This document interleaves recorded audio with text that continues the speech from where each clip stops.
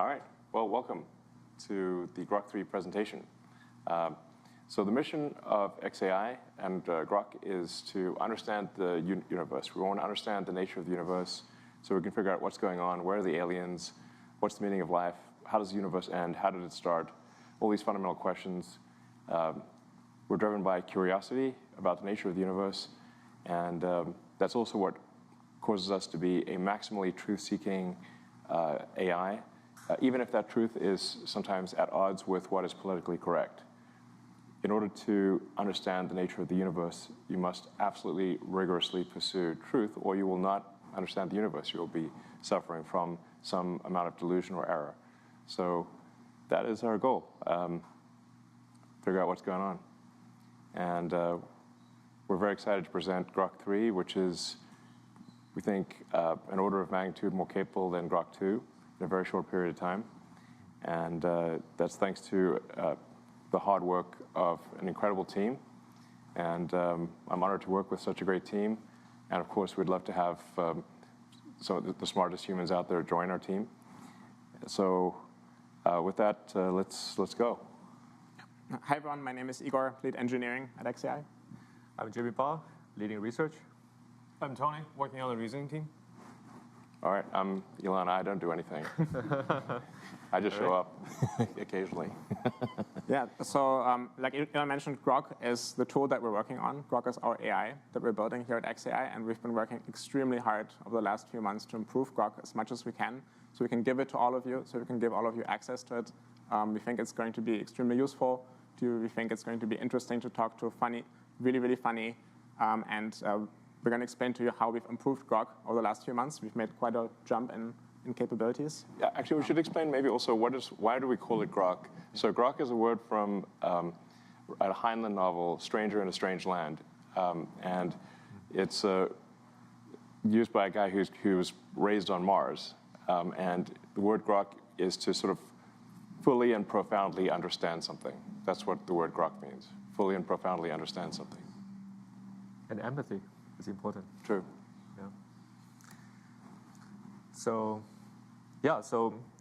if we charted XAI's progress in the last few months, it's only been 17 months since we started kicking off our very first model. Grok1 was almost like a toy by this point, only 314 billion parameters. And now if we plot the progress, the time on the x-axis, the performance of favorite benchmark numbers, MMLU, on the y-axis, we're literally progressing at unprecedented speed across the whole field. And then we kick off Grok 1.5 right after Grok 1, released after November 2023, and then Grok 2. So if we look at where all the performance is coming from, when you have a very correct engineering team and all the best AI talent, there's only one thing we need, is a big intelligence comes from big cluster. So we can reconvert the entire progress of XAI, now replacing the benchmark on the y-axis to the total amount of training flops. That is, how many GPUs we can run at any given time to train our large language models, to compress the entire internet. So after Grok 2... all human knowledge, really. That's right. Yeah, internet being part of it, but it's really all human knowledge, everything. Yeah, the whole internet fits into a USB stick at this point. It's like all the human tokens, yeah. That's right. Yeah. Very soon into the real world. Yeah. So we had so much trouble, actually, training Grok 2 back in the days. We kicked off the model around February, and we thought we had a large amount of chips, but it turned out we can barely get 8K training chips running coherently at any given time. And we had so many cooling and power issues. I think you were there in the data center. Yeah, it was like really sort of more like 8K chips on average at 80% efficiency, more like 6,500 effective H100s training for several months. But now we're at 100K. So yeah, that's right. More than 100K. That's right. So what's the next step, right? So after Grok 2, so if we want to continue to accelerate, we have to take the matter into our own hands. We have to solve all the coolings, all the power issues, and everything. Yeah. So in April of last year, Elon decided that really the only way for XAI to succeed, for XAI to build the best AI out there, is to build our own data center. So we didn't have a lot of time, right, because we wanted to give you Grok3 as quickly as possible. So really, we realized we have to build the data center in about 4 months. It turned out it took us 122 days to get the first 100K GPUs up and running, and that was a monumental effort to be able to do that. We believe it's the biggest fully connected H100 cluster of its kind. We didn't just stop there. We actually decided that we need to double the size of the cluster pretty much immediately if we want to build the kind of AI that we want to build. So we then had another phase, which we haven't talked about publicly yet. So this is the first time that we're talking about this, where we doubled the capacity of the data center yet again. And that one only took us 92 days. So we've been able to use all of these GPUs, use all of this compute to improve Grok in the meantime. And basically today we're going to present you the results of that, the fruits that came from that. That's right. So that's so all the paths, all the roads leads to Grok3. 10x more compute. More than 10x, really. Yeah, really. Like maybe 15x-ish. Yep, compared to our previous generation model. And Grok3 finished the pre-training early January. And we start, the model is still currently training, actually. So this is a little preview of our benchmark numbers. So we evaluated Grok3 on 3 different categories: on general mathematical reasonings, on general knowledge about STEM and science, and then also on computer science, coding. So AIME, American Invitational Math Examination, hosted once a year. And if we evaluate the model performance, we can see that the Grok3 across the board is in a league of its own. Even its little brother, Grok3 Mini, is reaching the frontier across all the other competitors. So you would say, well, at this point, all these benchmarks, you're just evaluating the memorization of the textbooks, memorization of the GitHub repos. How about the real-time usefulness? How about we actually use those models in our product? So what we did instead is we actually kicked off a blind test of our Grok3 model, codenamed Chocolate. It's pretty hot. Yeah, hot chocolate. Been running on this platform called Chatbot Arena for 2 weeks. I think the entire X platform at some point speculated this might be the next generation of AI coming our way. So how this Chatbot Arena works is that it strips away the entire product surface, right? It's just raw comparison of the engine of those AGIs, the language models themselves, and place an interface where the user will submit one single query, and you get to show 2 responses. You don't know which model they come from, and in the end, you make the vote. So in this blind test, Grok3, an early version of Grok3, already reached like 1,400. No other models has reached an ELO score, head-to-head comparison to all the other models at this score. And it's not just one single category. It's 1,400 aggregated across all the categories in chatbot capabilities, instruction following, coding. So it's #1 across the board in this blind test. And it's still climbing, so we actually have to keep updating it. So it's 1,400, above 1,400 and climbing.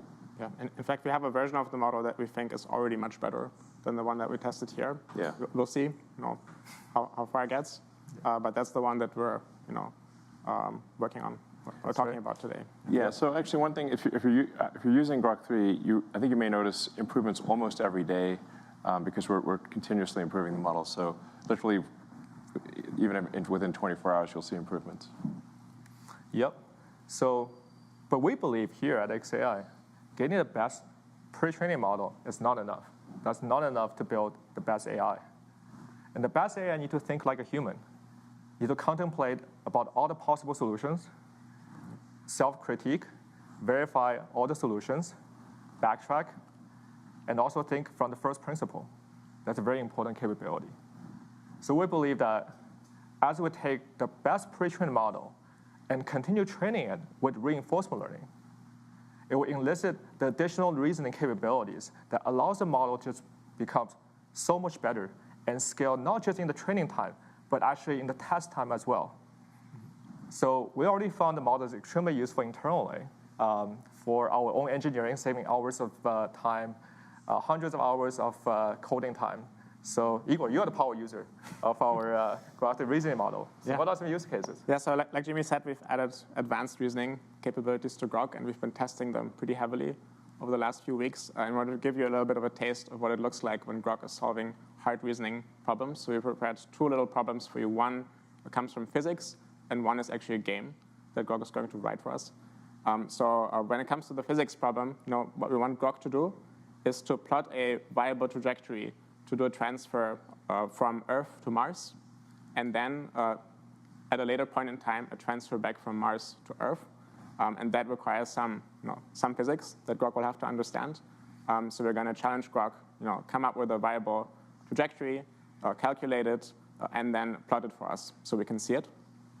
And yeah, this is totally unscripted, by the way. That's the entirety of the prompt, which should be clarified, is that there's nothing more than that. Yeah, exactly. This is the Grok interface, and we've typed in this text that you can see here, generate code for an animated 3D plot of a launch from Earth, landing on Mars, and then back to Earth at the next launch window. And we've now kicked off the query, and you can see Grok is thinking. So part of Grok's advanced reasoning capabilities are these thinking traces that you can see here. You can even go inside and actually read what Grok is thinking as it's going through the problem, as it's trying to solve it. Yeah, we say we are doing some obscuration of the thinking so that our model doesn't get totally copied instantly. So there's more to the thinking than is displayed. Yeah, and because this is totally unscripted, there's actually a chance that Grok might make a little coding mistake, and it might not actually work. Just in case, we're going to launch 2 more instances of this, so if something goes wrong, we'll be able to switch to those and show you something that's presentable. Right, so we're kicking off the other 2 as well. And like I said, we have a second problem as well. Yeah, actually one of our favorite activities here at XAI is having Grok write games for us.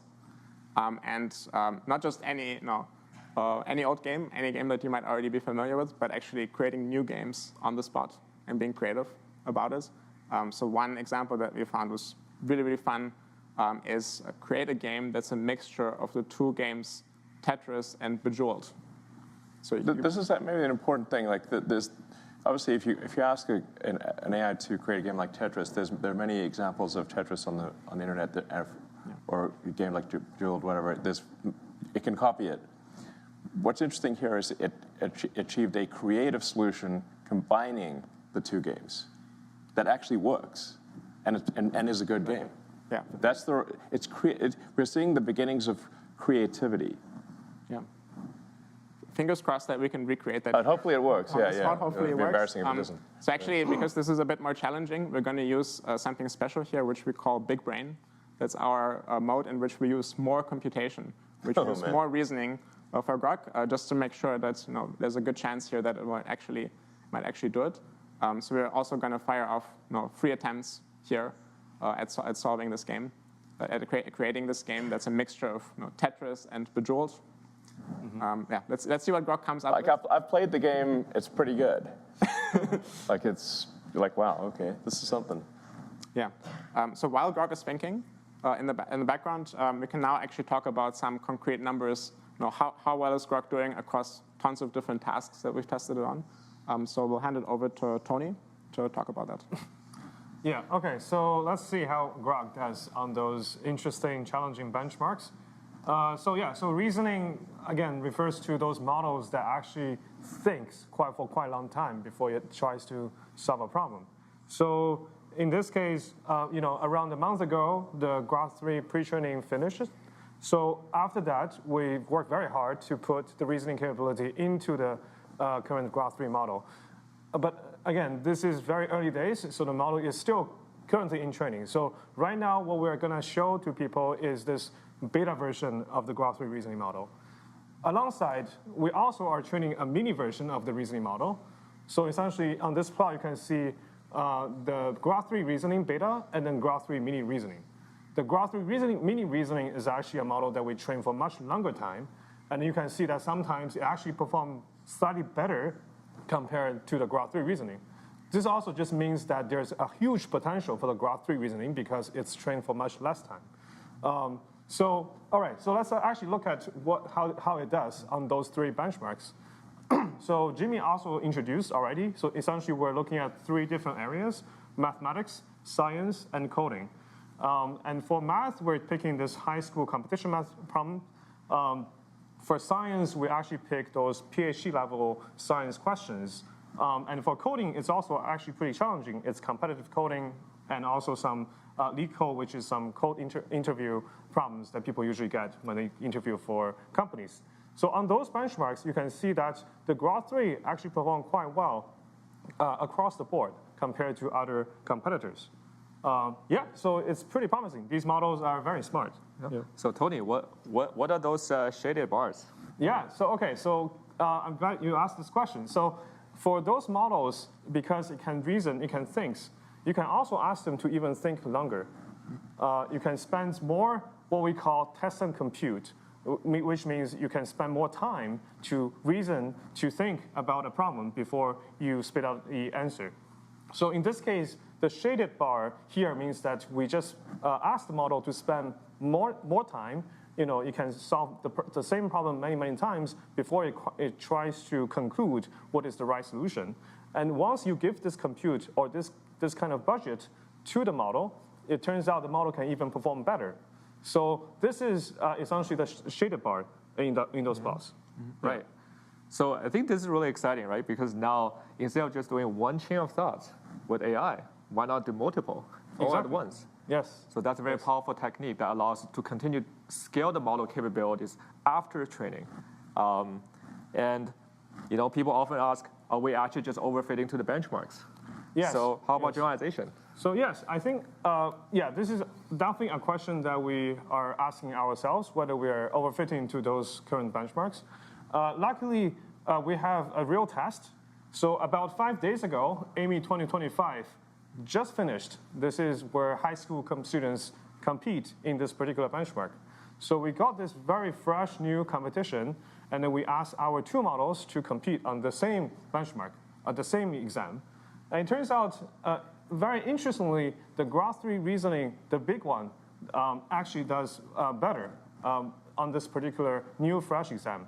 This also means that the generalization capability of the big model is stronger, much stronger compared to the smaller model. If you compare to the last year's exam, actually this is the opposite. The smaller model kind of learns the previous exams better. So this actually shows some kind of true generalization from the model. That's right. So 17 months ago, our Grok0 and Grok1 barely solved any high school problems. That's right. And now we have a kid that just already graduated. The Grok is ready to go to college. Is that right? Yeah. I mean, it won't be long before it's simply perfect. The human exams won't be hard. They'll be too easy. Yeah. And internally, we actually, as the Grok continually evolves, we're going to talk about what we're excited about. But very soon, there will be no more benchmark left. Yeah. Yeah, one thing that's quite fascinating, I think, is that we basically only trained Grok's reasoning abilities on math problems and competitive coding problems. Mm-hmm. Right? So very, very specialized kinds of tasks, but somehow it's able to work on all kinds of other different tasks. So including creating games, lots and lots of different things. And what seems to be happening is that basically Grok learns this ability to detect its own mistakes in its thinking, correct them, persist on a problem, try lots of different variants, pick the one that's best. So there are these generalizing abilities that Grok learns from mathematics and from coding, which it can then use to solve all kinds of other problems. So that's pretty. I mean, reality is the instantiation of mathematics. Mm-hmm. That's right. And one thing we're actually really excited about, that going back to our founding mission, is what if one day we have a computer just like Deep Thought that utilize our entire cluster just for that one very important problem in the test time. And all the GPU turned on, right? So I think back then we were building the GPU clusters together. You were plugging cables. And I remember that when we turned on the first initial test, you can hear all the GPUs humming in the hallway. That's almost feel like spiritual. Yeah, that's actually a pretty cool thing that we're able to do, that we can go into the data center and tinker with the machines there. So for example, we went in and we unplugged a few of the cables and just made sure that our training setup is still running stably. So that's something that I think most AI teams out there don't usually do, but it's actually totally unlocks like a new level of reliability and what you're able to do with the hardware. So Okay, so when are we going to solve Riemann? So the easiest solution is to enumerate over all possible strings. And as long as you have a verifier, enough compute, you'll be able to do it. But Okay. my projection would be, What's your guess? What does your neural net calculate? so my bold prediction, so 3 years ago I told you this, I think now it's 2 years later, two things are going to happen. We're going to see machines win some medals. Yeah. That's Turing's Award, Absolutely. Fields Medal, Nobel Prize, with probably some expert in the loop, right? So the expert uplifting. Do you mean so this year or next year? Okay. That's what it comes down to, really. Yeah. I mean, So it looks like Grok finished all of its thinking on the two problems. So let's take a look at what it said. All right, so this was the little physics problem we had. We've collapsed the thoughts here, so they're hidden. And then we see Grok's answer below that. So it explains, it wrote a Python script here using matplotlib, then gives us all of the code. So let's take a quick look at the code. Seems like it's doing reasonable things here, not totally off the mark. Solve Kepler says here, so maybe it's solving Kepler's law numerically. There's really only one way to find out if this thing is working. I'd say let's give it a try. Let's run the code. All right, and we can see, Grok is animating two different planets, Earth and Mars here, and then the green ball is the vehicle that's transiting, the spacecraft that's transitioning between Earth and Mars. And you could see the journey from Earth to Mars, and it looks like, indeed, the astronauts returned safely, at the right moment in time. Obviously, this was just generated on the spot, so we can't tell you if that was actually correct solution. So we're going to take a closer look. Maybe we're going to call some colleagues from SpaceX, ask them if this is legit. It's pretty close. There's a lot of complexities in the actual orbits that have to be taken into account, but this is pretty close to what it looks like. Awesome. Cool. In fact, I have that on my pendant here. This has got the Earth-Mars home and transfer on it. yeah. When are we going to install Grok on a rocket? Well, I suppose in 2 years. 2 years? Everything is 2 years away. Well, Earth and Mars transit occurs every 26 months. We're currently in a transit window approximately. The next one would be November of next year, roughly end of next year. And if all goes well, SpaceX will send Starship rockets to Mars, and with Optimus robots and Grok. Yeah, I'm curious what this combination of Tetris and Bejeweled looks like. Tetris, as we've named it internally. We also have an output from Grok here. It says wrote a Python script, explains that it's what it's been doing. If you look at the code, there's some constants that are being defined here, some colors. Then the trominos, the pieces of Tetris are there. Obviously, very hard to see at one glance if this is good. So we gotta run this to figure out if it's working. Well, let's give it a try. Fingers crossed. All right. So this kind of looks like Tetris, but the colors are a little bit off, right? The colors are different here, and if you think about what's going on here, Bejeweled has this mechanic where if you get 3 jewels in a row, then they disappear, and also gravity activates, right? So what happens if you get 3 of the colors together? Okay, so something happened. So I think what Grok did in this version is that once you connect at least 3 blocks of the same color in a row, then gravity activates and they disappear, and then gravity activates and all the other blocks fall down. I'm kind of curious if there's still a Tetris mechanic here where if the line is full, does it actually clear it, or what happens then? It's up to interpretation, so who knows? Yeah, it'll do different variants when you ask it. It doesn't do the same thing every time. Exactly. We've seen a few other Tetris that worked very differently, but this one seems cool, so yeah. Are we ready for Game Studio at X.AI? Yes. So we're launching an AI gaming studio at XAI. If you're interested in joining us in building AI games, please join XAI. We're launching an AI gaming studio. We're announcing it tonight. Let's go. Epic Games. But wait, that's an actual game studio. Yeah. Yeah. All right. So I think one thing is super exciting for us is that once you have the best pre-trained model, you have the best reasoning model, right? So we already see that when you actually give the capability for those models to think harder, think longer, think more broad, the performance continually improves. And we're really excited about the next frontier, that what happens if we not only allow the model to think harder, but also provide more tools, just like how real humans to solve those problems. For real humans, we don't ask them to solve Riemann hypothesis just with a piece of pen and paper, no internet. So with all the basic web browsing, search engine, and code interpreters, that builds the foundations, and the best reasoning model builds the foundations for the Grok agent to come. So today we're actually introducing a new product called Deep Search. That is the first generation of our Grok agents that not just helping the engineers and researchers and scientists to do coding, but actually help everyone to answer questions that you have day to day.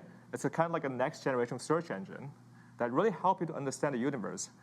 So you can start asking questions like, for example, hey, when is the next Starship launch day, for example? So let's try that. If we get the answer. On the left-hand side, we see a high-level progress bar. Essentially, the model not only just going to do one single search like the current RAG system, but actually thought very deeply about, hey, what's the user intent here? And what are the facts I should consider at the same time? And how many different websites I should actually go and read their content, right? So this can really save hundreds of hours of everyone's Google time if you want to really look into certain topics.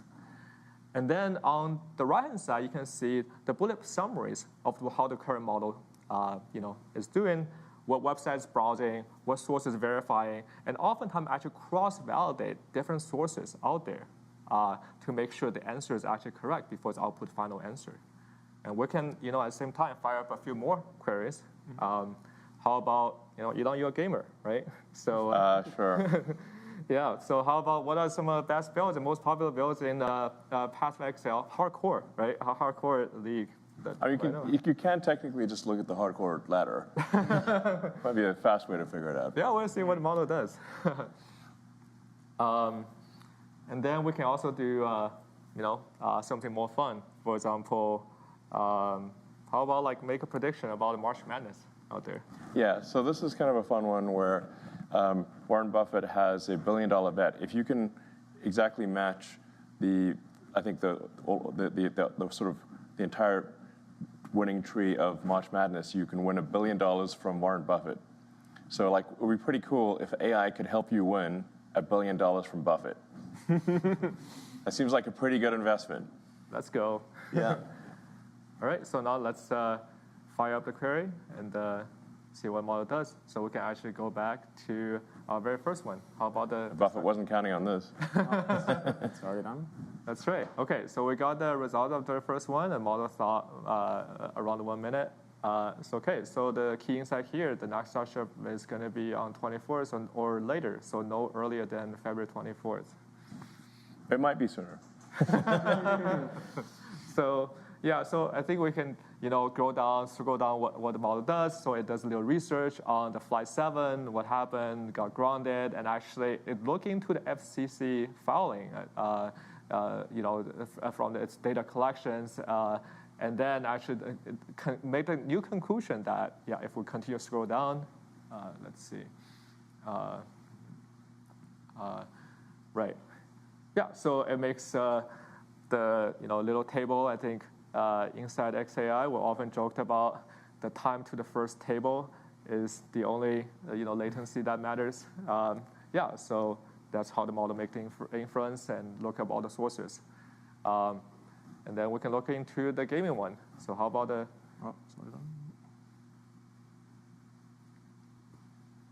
right. So for this particular one, we look at, hey, the build is like, it's kind of all the meta. Right? Yeah. So what the infernal is, but if we go down, so the surprising fact of all the other builds, so I look into the 12 classes. Yeah, so we'll see that the minion build was pretty popular whenever the game first came out, and now the invokers of the world took over. Monk Invoker for sure. Yeah, that's right. Yeah, followed by the Stone Weavers, and that's really good at mapping. So, yeah, and then we can see the March Madness. How about that? So, one interesting thing about the deep search is that if you actually go into the panel where it shows, what are the subtasks, you can actually click the bottom left of this, right? And then in this case, you can actually scroll through, actually reading to the mind of Grok. What informations does the model actually think about are trustworthy, what are not? How does it actually cross-validate different information sources? So that makes the entire search experience and information retrieval process a lot more transparent to our users.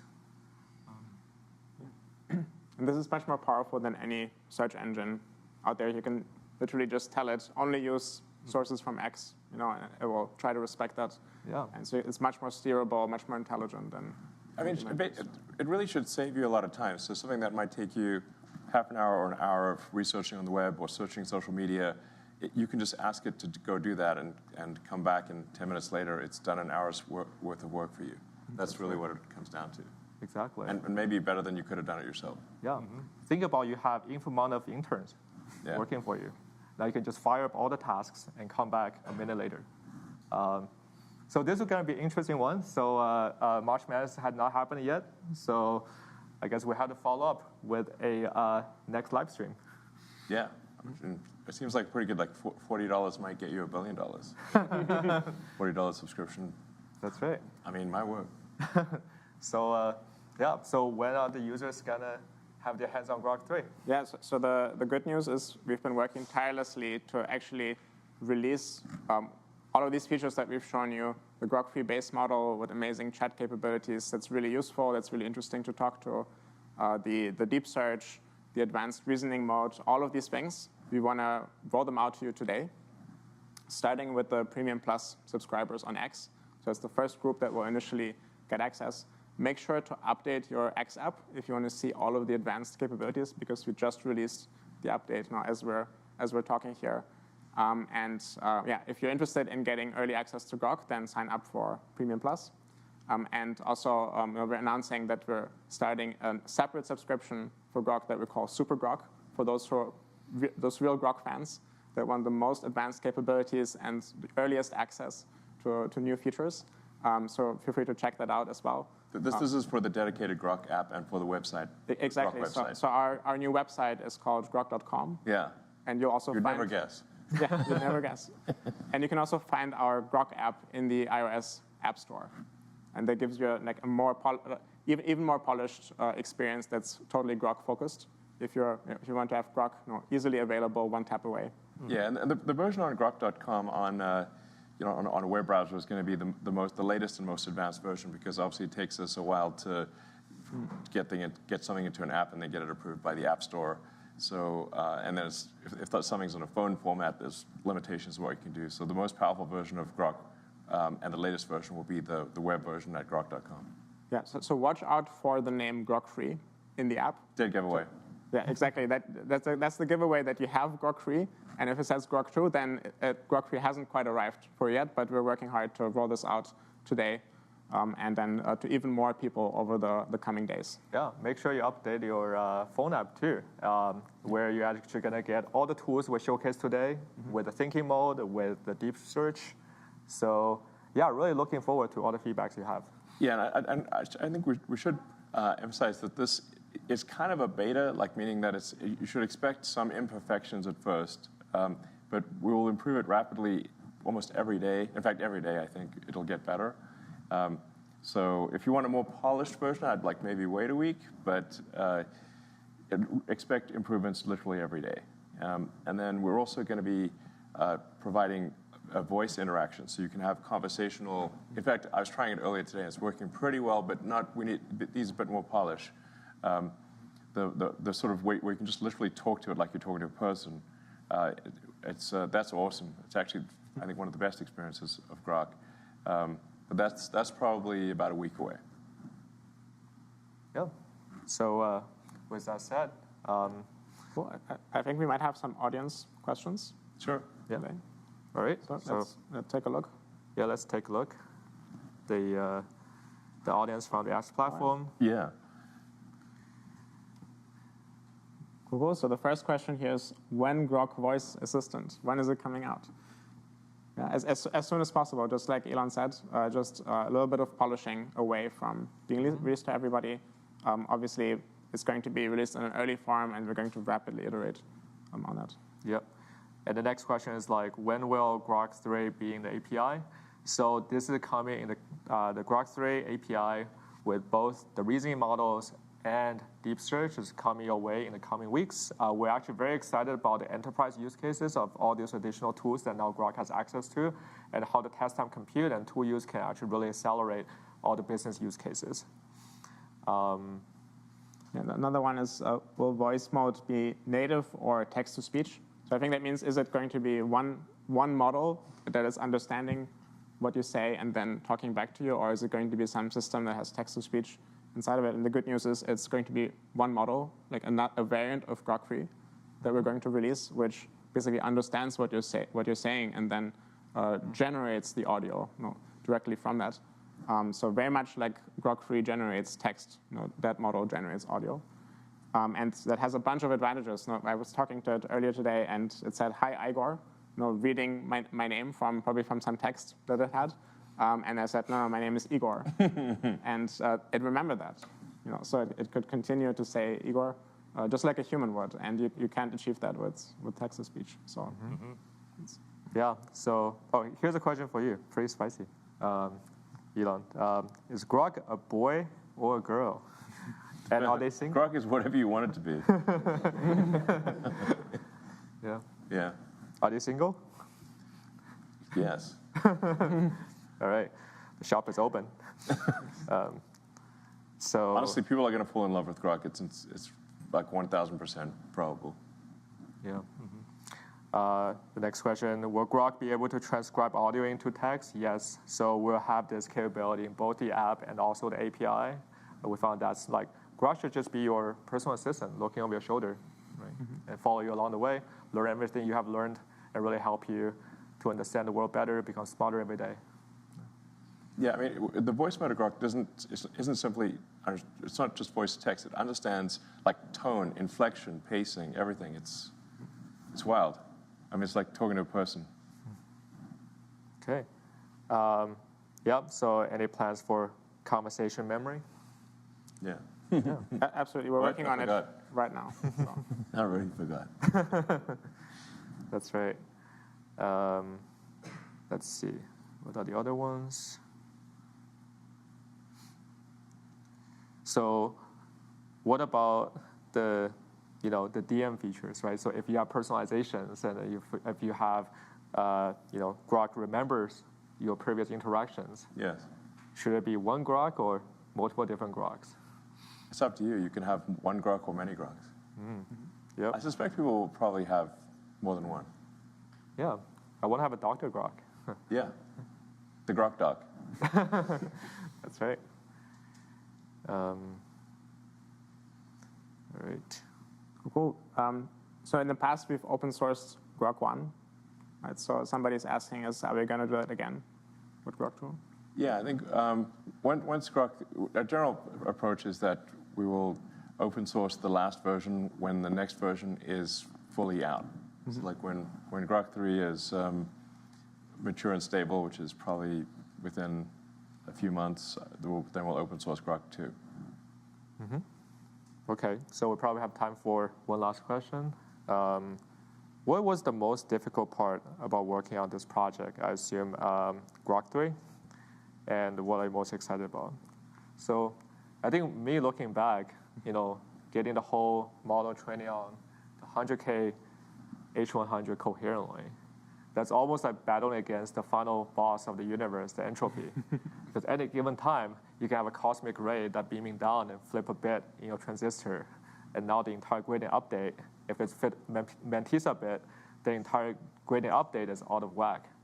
And now you have 100,000 of those, and you have to orchestrate them every time, at any given time, any of the GPUs can go down. Yeah. I mean, it's worth breaking down, like, how were we able to get the world's most powerful training cluster operational within 122 days? Because we started off,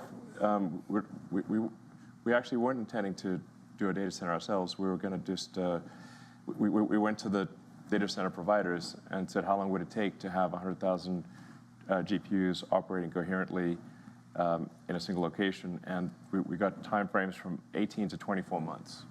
So we're like, well, 18 to 24 months, that means losing is a certainty. So the only option was to do it ourselves. So then if you break down the problem, I guess I'm doing like reasoning here, but like, makes you think. One single chain though. Yeah, exactly. So well, we needed a building. We can't build a building, so we must use an existing building. So we looked for basically for factories that had been abandoned, but the factory was in good shape, like the company had gone bankrupt or something. So we found an Electrolux factory in Memphis. That's why it's in Memphis, home of Elvis, and also one of the oldest. I think it was the capital of ancient Egypt. And it was actually a very nice factory that, I don't know, for whatever reason, that Electrolux had left. So that gave us shelter for the computers. Then we needed power. We needed at least 120 megawatts at first, but the building only had 15 megawatts. And ultimately, for 200,000 GPUs, we needed a quarter gigawatt. So we initially leased a whole bunch of generators. So we have generators on one side of the building, just one trailer after trailer of generators, until we can get the utility power to come in. But then we also need cooling. So on the other side of the building, it was just trailer after trailer of cooling. So we leased about a quarter of the mobile cooling capacity of the United States on the other side of the building. Then we needed to get the GPUs all installed, and they're all liquid cooled. So in order to achieve the density necessary, this is a liquid cooled system. So we had to get all the plumbing for the liquid cooling. Nobody had ever done a liquid cooling data center at scale. So this was incredibly dedicated effort by a very talented team to achieve that outcome. I may think, now it's going to work. Nope. The issue is that the power fluctuations for a GPU cluster are dramatic. So it's like this giant symphony that is taking place. Like imagine having a symphony with 100,000 or 200,000 participants in the symphony, and the whole orchestra will go quiet and loud in 100 milliseconds. And so this caused massive power fluctuations.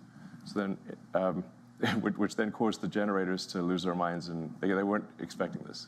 So to buffer the power, we then used Tesla megapacks to smooth out the power. So the megapacks had to be reprogrammed. So with XAI, working with Tesla, we reprogrammed the megapacks to be able to deal with these dramatic power fluctuations to smooth out the power so that the computers could actually run properly. And that worked. It was quite tricky. But even at that point, you still have to make the computers all communicate effectively. So all the networking had to be solved, and debugging a bazillion network cables, debugging nickel at 4 in the morning, morning. We solved it like 4:20 roughly 4:20 a.m. Yes. was when we figured out like there's some. Well, there were a whole bunch of issues. Well, like one there was like a BIOS mismatch. Exactly. The BIOS was not set up correctly. Yeah. We had to diff our LSPCI outputs between two different machines. One that was working. Yeah. One that was not working. Yeah. Many other things. I mean, yeah, exactly. This would go on for a long time if we actually listed all the things. But you know, it's like interesting. It's not like, oh, we just magically made it happen. You have to break down the problem, just like Grok does for reasoning, into the constituent elements, and then solve each of the constituent elements in order to achieve a coherent training cluster in a period of time that is a small fraction of what anyone else could do it in. And then once the training cluster was up and running and we could use it, now we had to make sure that it actually stays healthy throughout, which is its own giant challenge. And then we had to get every single detail of the training right in order to get a Grok3 level model, which is actually really, really hard. So we don't know if there are any other models out there that have Grok3's capabilities, but whoever trains a model better than Grok3 has to be extremely good at the science of deep learning at every aspect of the engineering. So it's not so easy to pull this off. And this is now going to be the last cluster we built and last model we train. Oh yeah, we've already started work on the next cluster, which will be about 5 times the power. So instead of a quarter gigawatt, roughly 1.2 gigawatts. What's the Back to the Future was? What's the power on does the Back to the Future car? Yeah. Anyway, the Back to the Future power car. It's like roughly in that order, I think. And you know, these will be the sort of the GB200/300 cluster. Once again, it will be the most powerful training cluster in the world.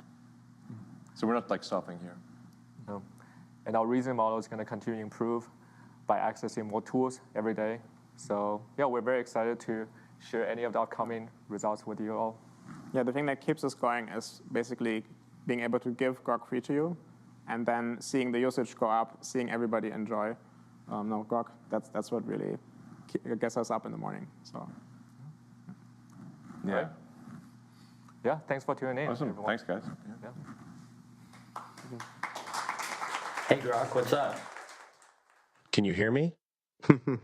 I'm so excited to finally meet you. I can't wait to chat and learn more about each other. I'll talk to you soon.